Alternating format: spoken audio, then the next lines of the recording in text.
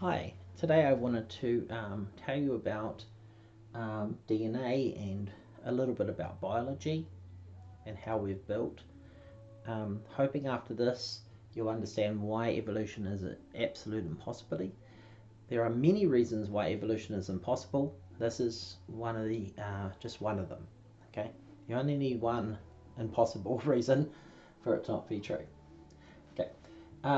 I'm just going to teach a little bit on how biology works and how our inside information that builds us, how we're created, and then I can show you why evolution has zero chance. Okay, so if we think about a ladder, a normal ladder that we climb up, it's made up of the side bits and the things that attach called the rungs. In our cells, we have DNA, the information that builds us. It is like a ladder, but it's twisted in a helix shape. There are rungs that join the two sides called the backbone, and it's made out of sugar phosphate. So there's rungs that go across. The rungs are called nucleotide bases, nucleotide base pairs. Okay, so they're the little bits. So if we zoom in on it, we can see that there's a sugar phosphate backbone there, the side of the ladder, and then the rungs that go across. And they're made of two things, base pairs or nucleotide bases. There's four of them. And adenine and thymine, they join together. So if there's on this side of the ladder, there's a thymine, that means on the other side of the ladder, to connect, it has to be an adenine. And vice versa, thymine will join to adenine. Then there's these other two called guanine and cytosine, and they also match up, and they can be around that way as well. So that's zoomed in. They're joined by this, they're bonded together chemically by a hydrogen bonding. So they can actually pull apart, the ladder can be pulled apart through the joints. Anyway, so if we go through our DNA, you'll find that sections of the DNA are called genes, and a gene is like the blueprints or building plans for building a protein. And what is a protein? A protein is how all the things we're made out of, like our skin, our fingernails, our hair, everything that builds us and has a chemicals in us is usually built out of proteins and things like that. So when we go through our DNA, there's lots of instructions on building different types of proteins for jobs in the body. And those sections that make proteins are called genes. So there might be there's 3 billion, over 3 billion of these base pairs in people, in humans. Every living creature in the world, plants, animals, everything, has DNA to build them, instructions, and they're passed down, and so that's called hereditary. They're passed down to their kids when they breed and they do meiosis. So every 3 base pairs are called a codon. Now that's pretty important because when you're trying to make a protein, there's lots and lots and lots of base pairs, but every 3 of them turn into one of the blocks that builds a protein, called an amino acid. So every 3 are called a codon. So what has to happen is there has to have some machinery that attach onto this helix, onto this ladder, and go up and find where the gene is, starts and stops, and starts transcribing it, or transcription process, copying it basically, makes a copy of these letters, and turns it into transfer RNA, or RNA if you want to just be simple. So we first have to copy the information off that, and then we have to translate that RNA, which was DNA, into the amino acid. So every 3 codons turns into an amino acid block. Okay, so that's a bit tricky, so we'll turn it over the board, and hopefully this will make a little bit more sense with pictures. Okay, so DNA is 3 of them are codons. and we're looking at trying to build a protein chain that can make our hair or something, or a piece of skin. Yeah, so every codon builds, gets an amino acid. And we need lots and lots of amino acids to make a protein, and they all have to be joined together. So here we have in the DNA cytosine, guanine, thymine, adenine, or TA and CG, and it turns into, every three of them turns into this block, or gets an amino acid basically that matches it, and basically the amino acid is going to get, there's going to be a little machinery that goes and gets the correct amino acid that matches the code there, so it can join together. So it doesn't exactly build it, but it gets that right, the right one, and then it puts it into a chain. So we've got every three of these makes a amino acid, and then it joins to another amino acid and another one and another one and another one to build a protein. So much like these. So here could be our first amino acid that's come from our codon, and we've got to join it to another amino acid. So we get the first codon that gets translated and goes to this machine, and I think it's called a ribosome, and it starts decoding it, and amino acid comes along, and here we are, we've got amino acid number 1. Then we've got to get next codon transcribed and translated, and another along comes another protein, amino acid, and it has to join together. Boom, in the right order. So we've got an I and an L at the moment. That's the bonding between the amino acids, is a peptide bonding. It's quite important. Now what you've got to understand is there are left-handed and right-handed, or isomers, of amino acids. So if you get the wrong type of amino acid that tries to join onto this protein chain, it all is totally destroyed. So we grab another codon, another amino acid comes along, boom, joins onto our thing, and we're starting to make our protein chain. And we're getting the right amino acids in the right order. That's called specified. It's got to be in the right order. We get another one come along, boom, join up. Now if it's not in the right order, our protein's not going to be the right protein created. And then another one comes along, and of course this happens a little faster than this. Another one comes along, and finally we're getting there. Now we're speeding up. We're building an amino acid chain, or a protein, and finally we get, and there it is, there's our tiny little amino acids creating our protein chain. Now what is the whole job? Remember, this has to go be directed in the cell using a special regulatory network addressing system, and be told to go to that area and do its job.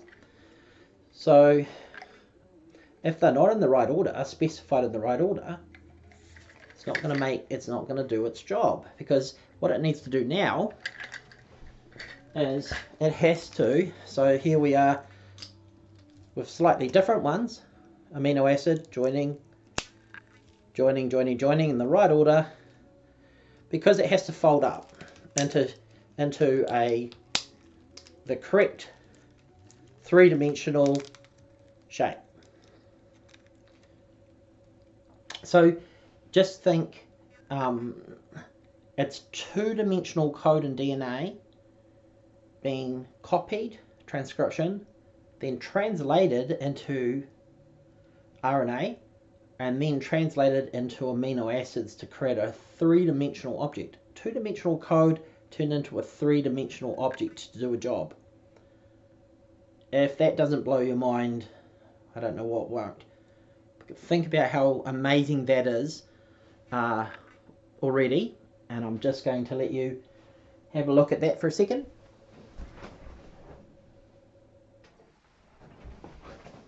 My music was on, it was glitching out on the thing. So, right, so we then get our protein chains all joined, and it's got to be peptide bonded. There's other ways to bond, but it has to be peptide bonding.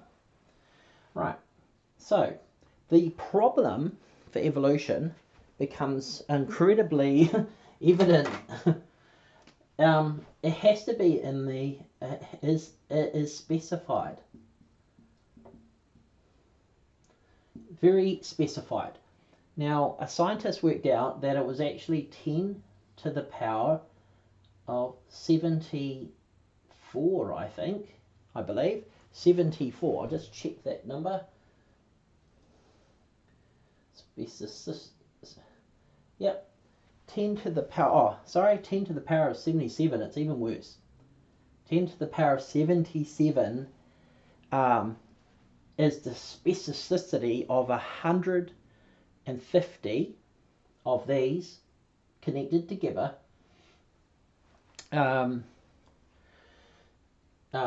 correctly in a way that'll make a folding protein.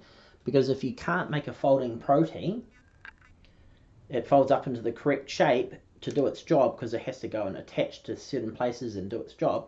If it can't make a folding protein, then it's useless.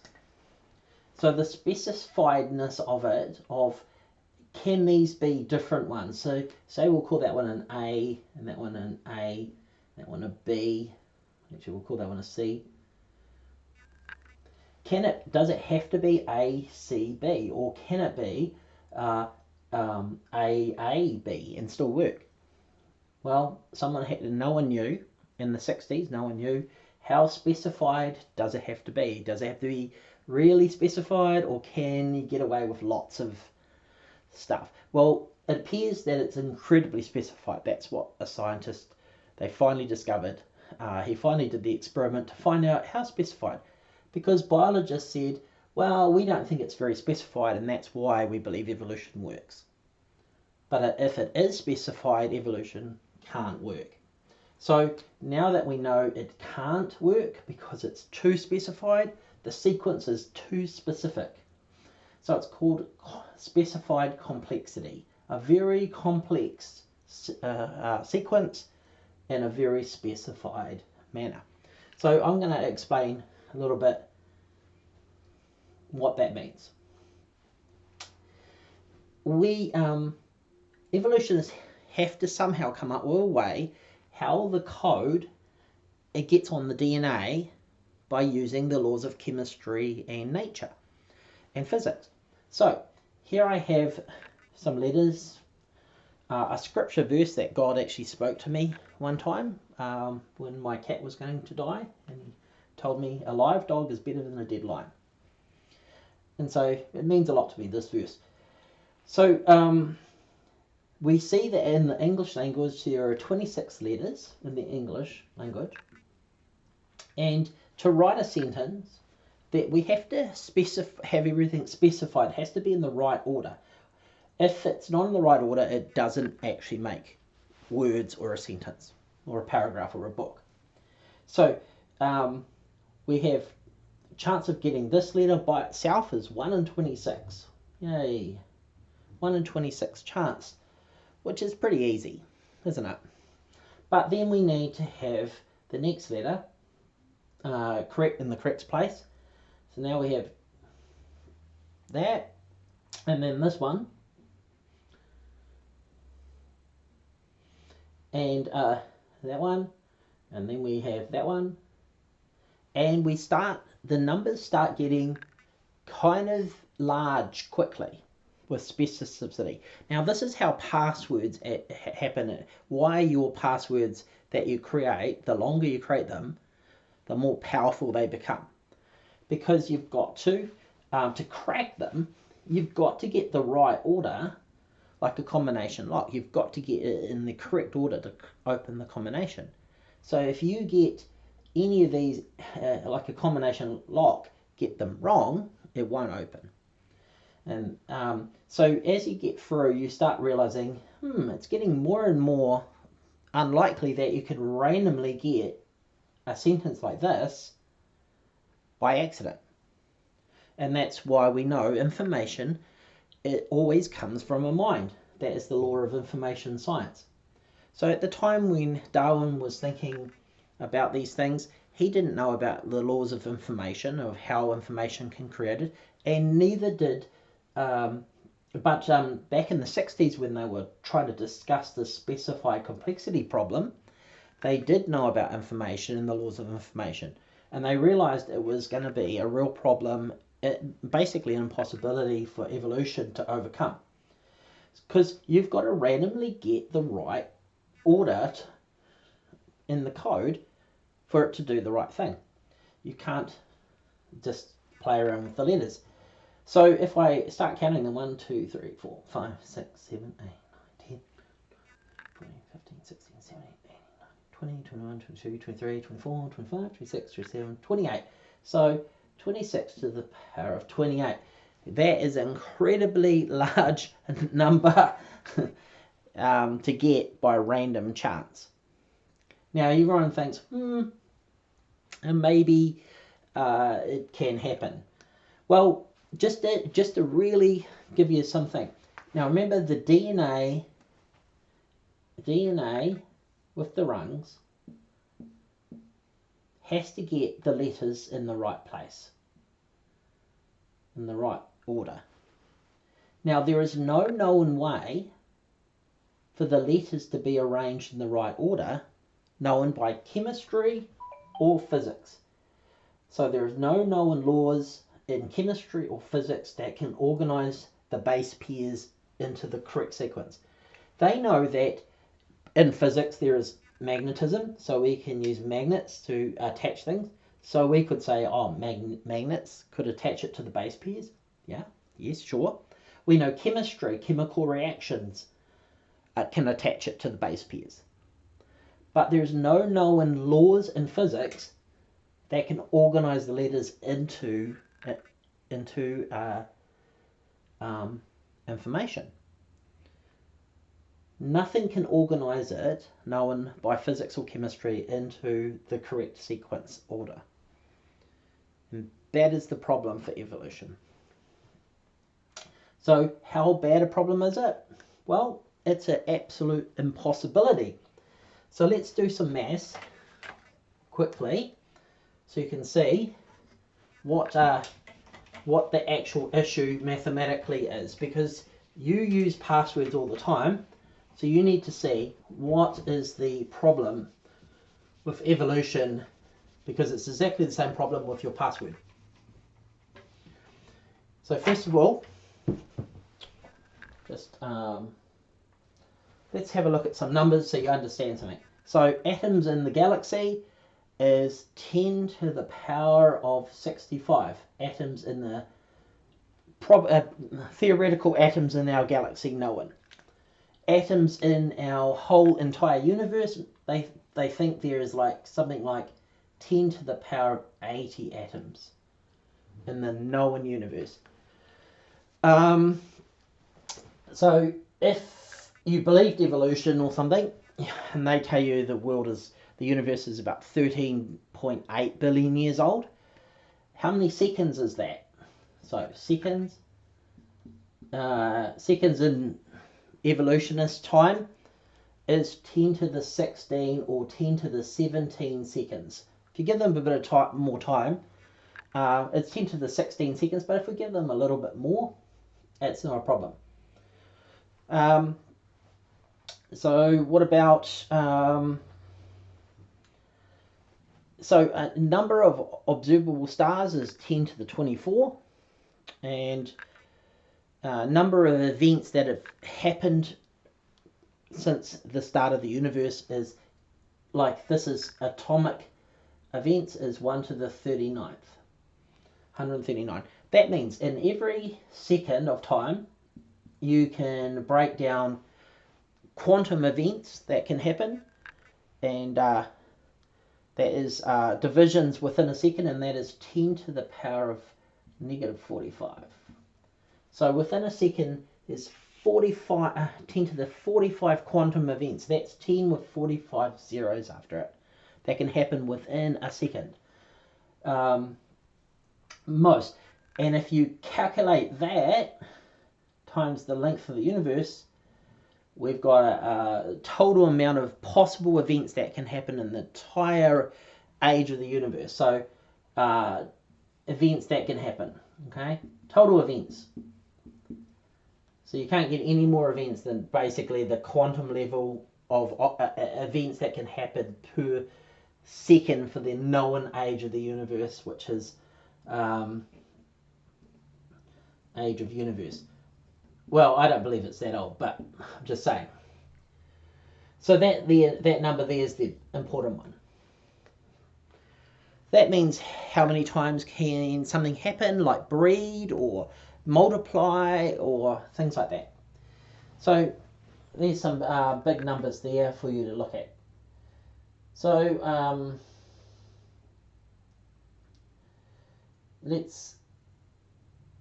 just going to go through the mathematical problem of creating one protein chain. Right? I've got to turn that off. So I'm just going to go through the protein chain.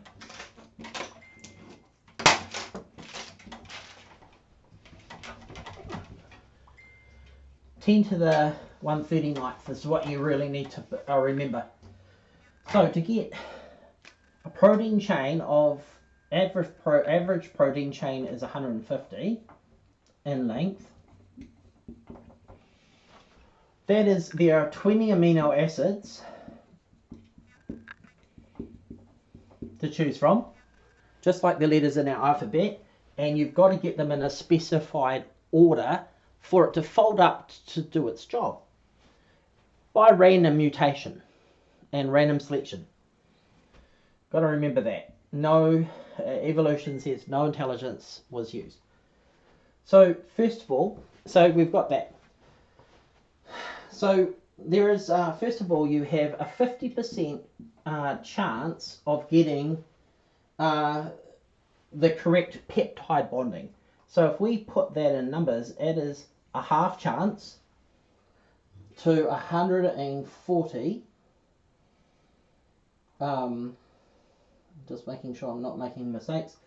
149, because we're doing 150 protein chain.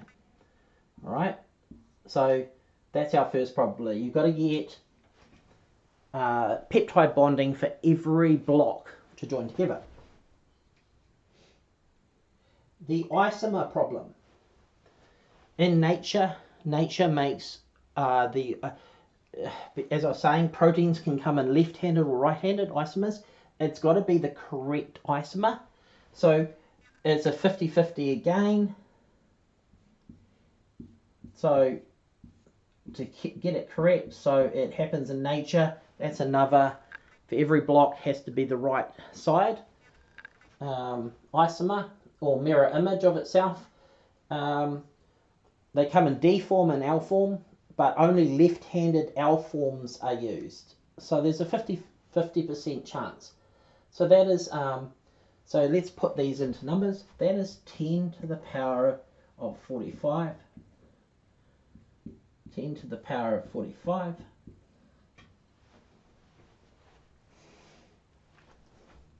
And we can add those together. So just with those two alone, we're up to 10 to the power of 90 chance that that can happen for an average protein chain length. Now, here's where the big problem comes in. There are 20 amino acids to choose from, so it is 20 to the power of 149, which is a huge number. Which is,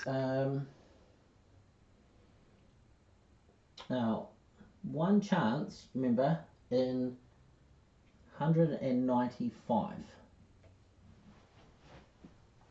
Just for the amino acid blocks. We haven't joined it to the 10 to the 90 yet.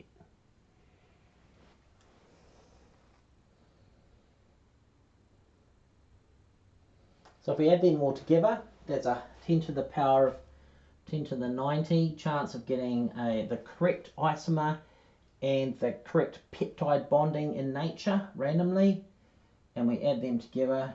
So we now have did I make a mistake there somewhere?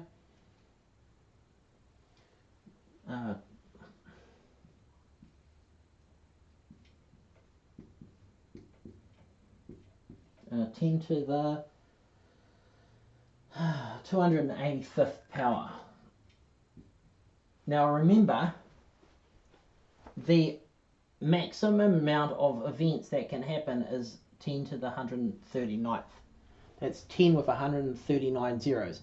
This is already past that.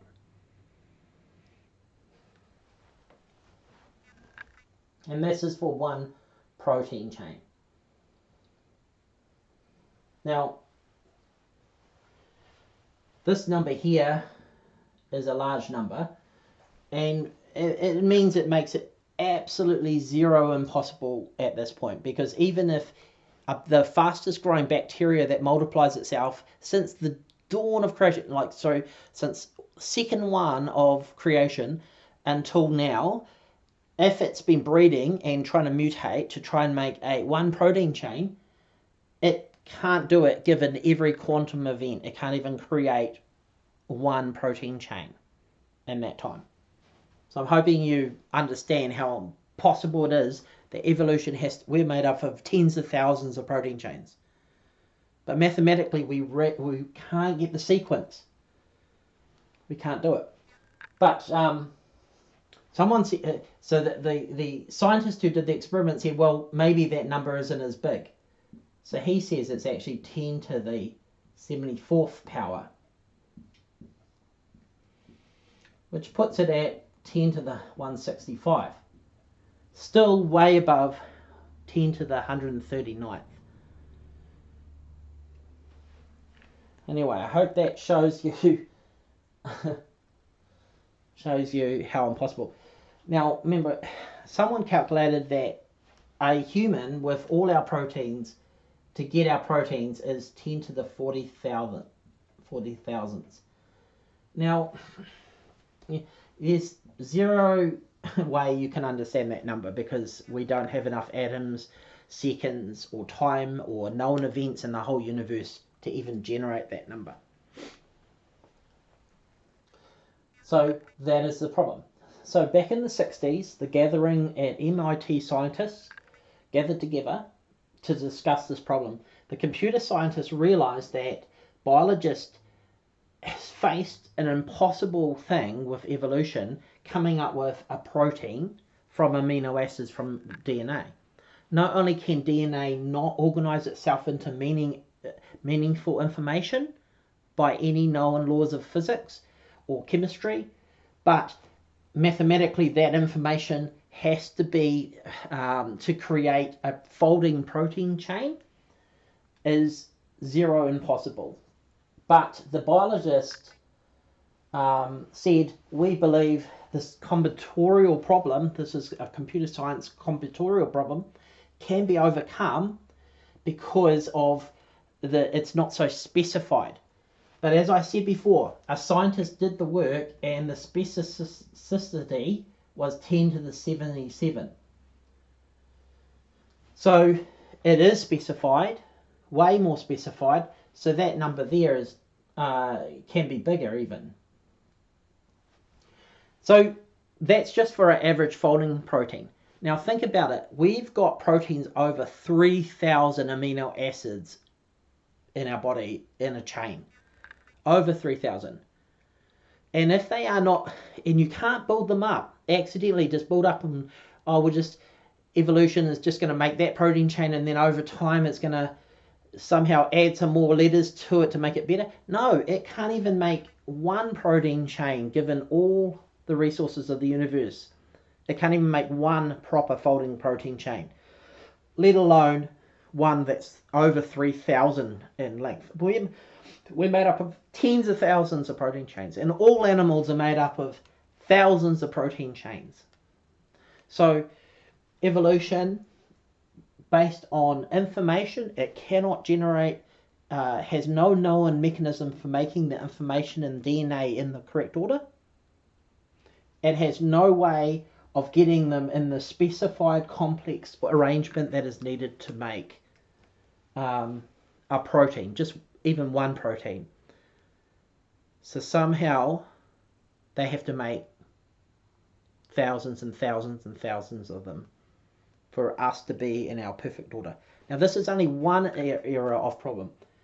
Evolution has so many problems with it which aren't taught, and that's why people still believe it.